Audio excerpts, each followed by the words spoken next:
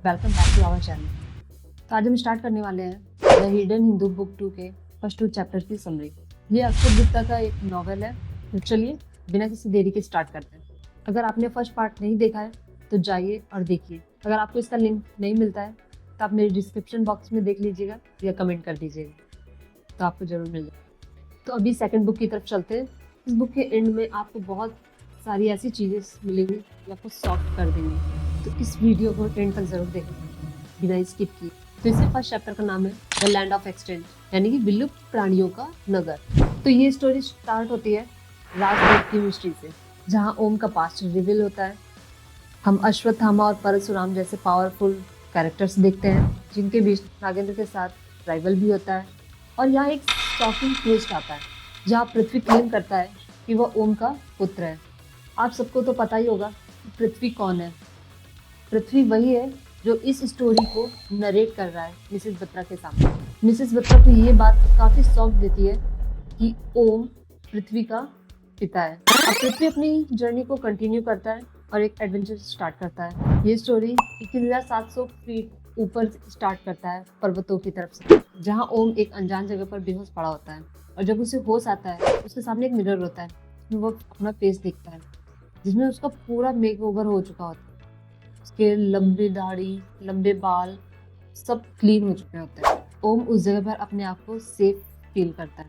तभी वहां पर अश्वत्थामा आते हैं। ओम अश्वत्थामा को देखता है और उनसे पूछता है कि मैं कौन सी जगह पर हूँ, क्या मैं पहले भी यहाँ आ चुका हूँ? मुझे ऐसा लग रहा है। अश्वत्थामा स्माइल करते हुए बोलते हैं, हाँ तुम पहले भी यहाँ आ चुके हो।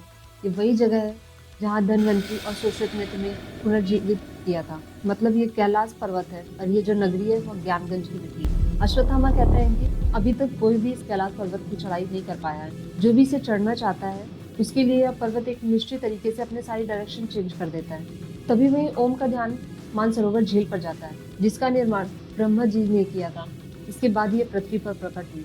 तभी ओम को पीछे से एक अजीब सी आवाज आती है। वो देखता है तो उसे कुछ एक्सटेंट क्रिएचर दिखाई देते हैं, जैसे dodo, great auk, Steller sea cow, सफेद डॉल्फिन, बर्गर, सेबर टूथ टाइगर। ये सारे जानवर यहाँ से विलुप्त हो चुके हैं। तो वहाँ उसे विलुप्त जानवरों का एक जू दिखाई देता है। तो कैलाश पर्वत एक पावरफुल डिवाइन मिस्ट्रीशियस प्लेस है। तो इस फर्स्ट चैप्टर में ओम अपने सारे क्वेश्चंस को ही ढूंढ रहा होता है और उसके मन में अभी बहुत सारे क्वेश्चंस होते हैं। इसके साथ ही हमारा फर्स्ट चैप्टर खत्म होता है। आइए स्टार्ट करते हैं इसका सेकंड चैप्टर जिसका नाम है the legend of the past, अतीत की महान कथाएं। तो इस चैप्टर में नागेंद्र फुल फोकस अपने प्लान में होता है, जहाँ ह्यूज सम्राइन के अंदर नागेंद्र, एलएसडी, परिमल मीटिंग करते हुए आपस में एक डेंजरस प्लान बनाते हैं। उनका टारगेट कैलाश पर्वत होता है, जो एक पावरफुल फोर्सेस के बीच में छिपा हुआ है। नागेंद्र ने संजीवनी का सीक्रेट तो पा ही लिया था, बस अब उसे चाहिए था सिर्फ और सिर्फ ओम के ब्लड सैंपल, जिसे वो इमॉर्टेलिटी अचीव कर सकता है। वही जो परिमल एक हिस्टोरियन है, वो कैलाश पर्वत की काफी इंफॉर्मेशन शेयर करता है और बताता है जहाँ कोई भी मॉर्टल कभी भी इसकी चोटी तक नहीं पहुंच पाया है। जो कोशिश करता है वो भगवान को प्राप्त करता है और वह सदैव के लिए मृत्यु को प्राप्त हो जाता है। लेजेंड्स कहते हैं कि मिलारेपा ही वह इंसान है जो पहली बार कैलाश पर्वत तक पहुंचा। हिस्टोरियन के अकॉर्डिंग मिलारेपा की डेथ 1135 में हो चुकी है।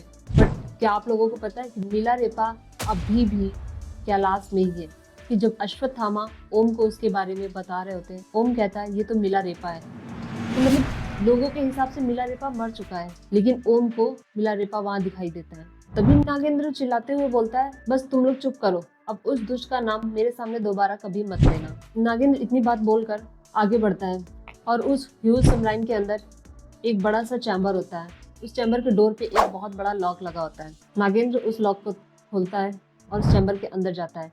लेकिन जैसे ही वो लॉक चैम्बर खुलता है, उसके अंदर से कुछ अजीब सी पावर बाहर निकलती है, जिसका सामना एलएसडी और परिमल नहीं कर पाते हैं और उन्हें बहुत दर्द महसूस होता है। इतना दर्द होता है कि उनके नाक, कान और मुंह से ब्लड भी आ जाता है। और नागेंद्र उस चैम्बर के अंदर जाकर वो डोर क्लोज कर लेता है।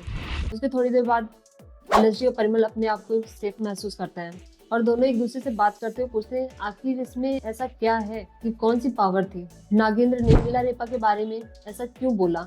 क्या हो सकता है? तभी थोड़ी देर बाद नागेंद्र उस चैम्बर के बाहर आता है और फिर से वही पावर बाहर आती है। नागेंद्र उस चैम्बर को फिर लॉक कर देता है। तभी एलएसडी बोलता है कि अब हम कहाँ जा रहे हैं?